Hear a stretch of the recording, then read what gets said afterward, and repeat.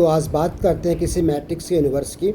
How we can find out the inverse of matrix with the help of adjoint of a matrix A inverse होता है आपका adjoint A over determinant ए।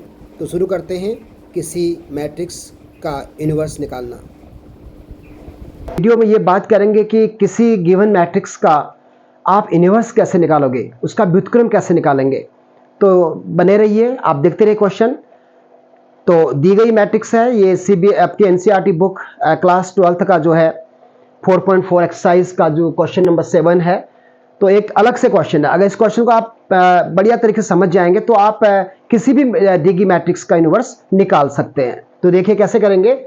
सबसे पहले जो given matrix है इसका हम डिटर्मिनेंट निकालेंगे, क्योंकि डिटर्मिनेंट निकालने की आवश्यकता इसलिए है कि सबसे पहले हम ये मालूम करेंगे कि ये जो मैट्रिक्स का इन्वर्स एग्जिस्ट करेगा कि नहीं करेगा।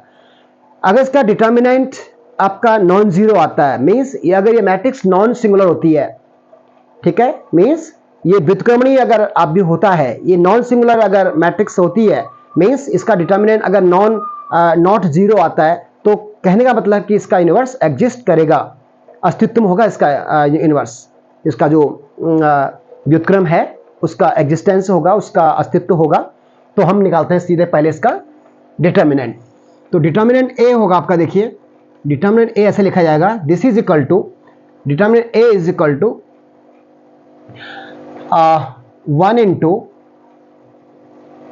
एक्सपेंड करना, अपने इस मैट्रिक्स को एक्सपेंड करना है, इसकी डिटर्मिनेंट वैल्यू निकालनी। डिटर्मिनेंट ऑफ दिस मैट्रिक्स एक स्क्वायर मैट्रिक्स है, तो 1 के रिस्पेक्ट में करेंगे, रो के रिस्पेक्ट में कर रहा हूं मैं इसको, R1 के रिस्पेक्ट में इसको एक्सपेंड कर रहा हूं।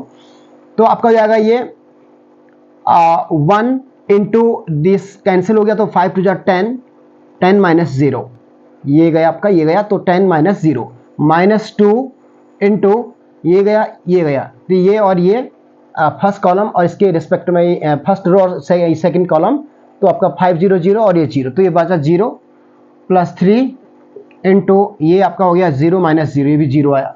तो इसकी वैल्यू जो आ रही है आपकी वो आ रही है 10, 10 1 जा 10। तो डिटर्मिनेंट ए हमने मालूम कर लिया है, वो आपकी वैल्यू आ रही है 10। अब हम क्या निकालेंगे, इसके माइनस निकालेंगे। तो पहले हम निकालते हैं इसका M11। तो M11 होगा इसका, देखिए ये आपका बंद, ये बंद, तो बचा 5 टू जा 10 माइनस 0, 10 ही रहा। M12 निकालिए, M12 होगा इसका ये बंद 0, और M13 निकालिए, तो ये गया, ये गया, ये भी 0, तो ये पहला आ गया। अब निकालिए M21 second column first, second row first column, second row first column, तो ये और ये बन रहा, तो क्या बचा 5 टू जा 10, ये बन हो गया, ये बन और ये बन, तो बचा 5 टू जा 10 माइनस 0। M22 ये हो जाएगा आपका M22, ये बन, तो 5 1 जा 5 माइनस 0 5। M23 का मतलब सेकेंड थर्ड कॉलम, ये और ये, तो 2 1 जा 2 माइनस 0 2। अब हम निकालेंगे M31 third row first column, ये और ये, तो 4 2 जा 8, 8 माइनस 6, ये आपका आ गया 2। फिर निकालेंगे M32 जाएगा आपका, ये सेकेंड 0 के रिस्पेक्ट में निकाल रहे हैं, तो ये माइनस निकलेगा, ये 1 और ये 1, तो 4 1 जा 4 माइनस 0 4। और निकालेंगे M33 जाएगा आपका, ये 1, तो 2 1 जा 2 माइनस 0 2 हो गया। तो हमने इसके माइनस इस तरह से हमने निकाल लिए। अब इसके बाद आती है कोफैक्टर मैट्रिक्स की। अब हम इसका कोफैक्टर मैट्रिक्स निकालेंगे, सहखंडस आव्यूह कोफैक्टर मैट्रिक्स। तो सी लिखते हैं। अब ध्यान देना है कि कोफैक्टर जो मैट्रिक्स होगी उसमें साइन का बड़ा ध्यान रखना है। इसमें यह होगा कि अगर I प्लस जे अगर इवन आ रहा है तो आप पॉजिटिव लेंगे साइन, और I प्लस जे अगर ऑड आ रहा है तो आप क्या करेंगे, साइन कैसे लेंगे, नेगेटिव लेंगे। ये आपको ध्यान रखना है।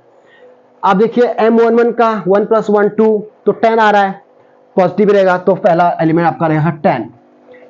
M12 आपका 3 है तो 0 है, चाहे ऑड लिखो इवन लिखो तो 0 ही रहेगा, ये भी आपका 0 रहेगा, ठीक है। और 2 1 देखिए 10 आ रहा है तो 2 1 3 होता है ना, 2 + 1 3, 3 आपका कैसा नंबर है, ऑड नंबर है, तो ये नेगेटिव रहेगा इसका साइन -10।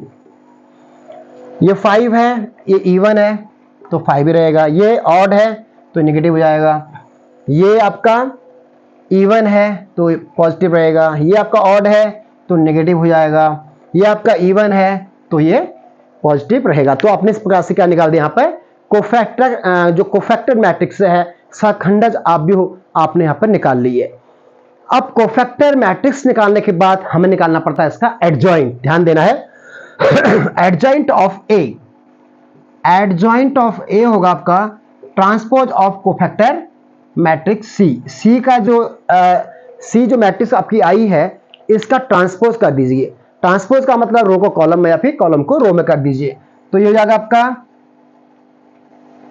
ये हो जाएगा आपका रो कॉलम, तो हो जाएगा 10, ये रो है इसको कॉलम बना दीजिए 10 0 0 -10 5 -2 एंड 2 -4 एंड 2। ये आपके हो गया है एडजॉइंट।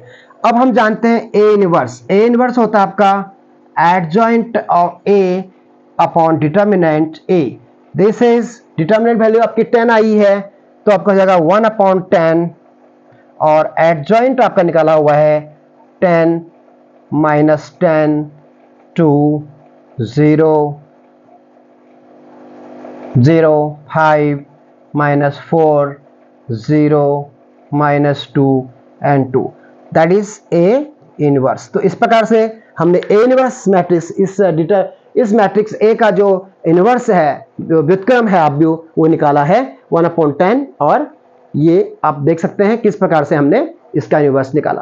तो बहुत इंपॉर्टेंट क्वेश्चन है, तो इस प्रकार से आप बहुत सारे क्वेश्चंस लगा सकते हैं। अगर आपके समझ में ये क्वेश्चन आ गया होगा तो इस प्रकार से आप क्या कर सकते हैं, बहुत सारे क्वेश्चन इस पर आप सॉल्व करिए तो आप यूनिवर्स निकालना सीख जाएंगे। बहुत ही आसान तरीका है, तो बने रहिए। नेक्स्ट वीडियो के लिए हम किस प्रकार से यूनिवर्स, कोई एक क्वेश्चन दी जाती है तो इक्वेशन के माध्यम से हम किस प्रकार से हम यूनिवर्स निकालते हैं किसी मैट्रिक्स का, तो अगली वीडियो में बने रहिए। तब तक के लिए नमस्कार।